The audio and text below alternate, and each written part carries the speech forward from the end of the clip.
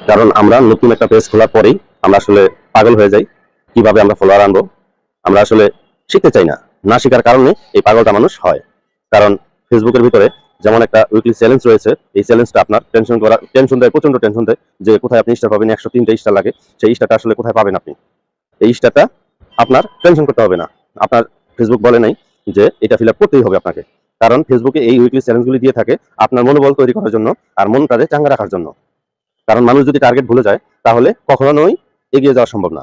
এই জন্য আপনাকে এগিয়ে নিয়ে যাওয়ার জন্য একটি এই উইকলি চ্যালেঞ্জটা দিয়ে থাকে। আসলে যে এটা চ্যালেঞ্জটা ফিল আপ না করলে যে আপনার ফেসবুকে আর কাজ করতে পারবেন না এমন না।